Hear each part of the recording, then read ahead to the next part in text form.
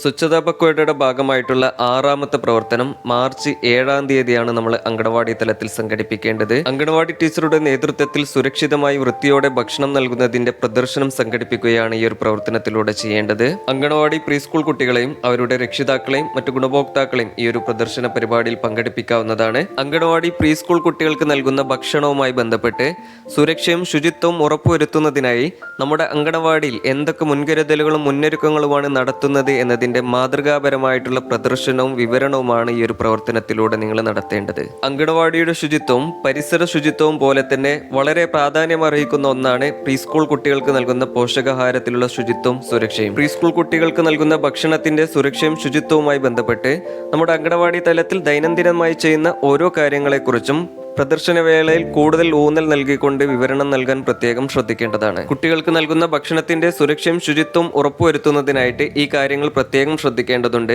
ഒന്ന്, പാചകം ചെയ്യുന്നതിന് മുമ്പായിട്ട് പാചക സ്ഥലവും പാത്രങ്ങളും മറ്റ് അനുബന്ധ ഉപകരണങ്ങളും വൃത്തിയാക്കിയിട്ടുണ്ട് എന്ന കാര്യം ഉറപ്പുവരുത്തുക. അതോടൊപ്പം തന്നെ കുട്ടികൾക്ക് ഭക്ഷണം നൽകുന്ന സ്ഥലവും പാത്രങ്ങളും മറ്റു അനുബന്ധ വസ്തുക്കളും വൃത്തിയാക്കിയിട്ടുണ്ട് എന്ന കാര്യം കൂടെ ഉറപ്പുവരുത്തുക. കൂടാതെ ഭക്ഷണം പാചകം ചെയ്യുന്നയാളുടെയും ഭക്ഷണം കൈകാര്യം ചെയ്യുന്നയാളുടെയും വ്യക്തി ശുചിത്വം ഉറപ്പാക്കുക.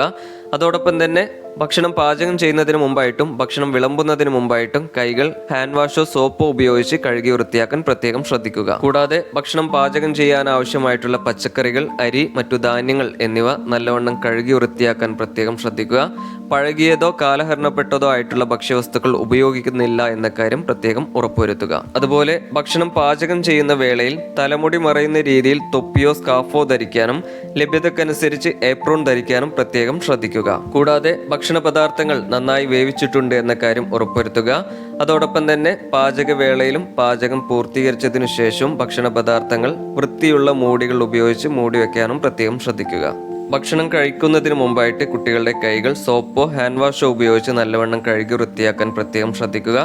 ഭക്ഷണം വിളമ്പുന്നതിന് മുമ്പായിട്ട് മതിയായ രീതിയിൽ ഭക്ഷണ പദാർത്ഥങ്ങൾ ചൂടാറിയിട്ടുണ്ട് എന്ന കാര്യം ഉറപ്പുവരുത്തുക. ഭക്ഷണം വിളമ്പുമ്പോൾ നേരിട്ട് കൈകൾ സ്പർശിക്കാത്ത രീതിയിൽ തവിയോ സ്പൂണോ ഉപയോഗിച്ച് വിളമ്പാൻ പ്രത്യേകം ശ്രദ്ധിക്കുക. ഭക്ഷണം വിളമ്പി കഴിഞ്ഞതിന് ശേഷം ബാക്കിയുള്ള ഭക്ഷണ പദാർത്ഥങ്ങൾ വൃത്തിയുള്ള മൂടി ഉപയോഗിച്ച് അടച്ചു വെക്കാനും പ്രത്യേകം ശ്രദ്ധിക്കുക. അതുപോലെ കുട്ടികൾക്ക് കുടിക്കാനായി തിളപ്പിച്ചാറിയ വെള്ളം മാത്രം നൽകാൻ പ്രത്യേകം ശ്രദ്ധിക്കുക. കുടിവെള്ളം സൂക്ഷിച്ചിട്ടുള്ള പാത്രം തറയിൽ നിന്ന് അല്പം ഉയർത്തി വെക്കാനും വൃത്തിയുള്ള മൂടി കൊണ്ട് അടച്ചു വെക്കാനും പ്രത്യേകം ശ്രദ്ധിക്കേണ്ടതാണ്.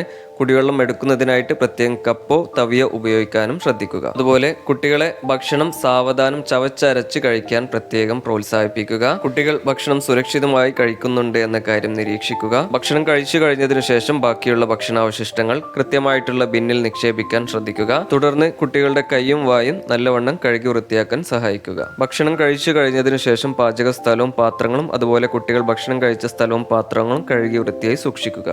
അപ്പോൾ കുട്ടികൾക്ക് ഭക്ഷണം നൽകുന്നതിൻ്റെ പ്രദർശന വേളയിൽ ഈ കാര്യങ്ങളെല്ലാം ഉറപ്പാക്കേണ്ടതും ഇതുമായി ബന്ധപ്പെട്ട വിശദമായിട്ടുള്ള വിവരണം നൽകാൻ പ്രത്യേകം ശ്രദ്ധിക്കേണ്ടതുമാണ്. അപ്പോൾ ഈ ഒരു പ്രവർത്തനത്തിൻ്റെ ഫോട്ടോയും ചെറു വീഡിയോകളും എടുത്തു വെക്കാൻ പ്രത്യേകം ശ്രദ്ധിക്കുക. അടുത്ത പരിപാടിയുടെ വിശദമായിട്ടുള്ള വിവരങ്ങൾ തുടർന്നുള്ള വീഡിയോയിൽ നിങ്ങൾക്ക് ലഭിക്കുന്നതാണ്. അപ്പോൾ ഇത്രയും കാര്യങ്ങളാണ് ഇതുമായി ബന്ധപ്പെട്ട് നിങ്ങളിലേക്ക് പങ്കുവയ്ക്കാനുള്ളത്.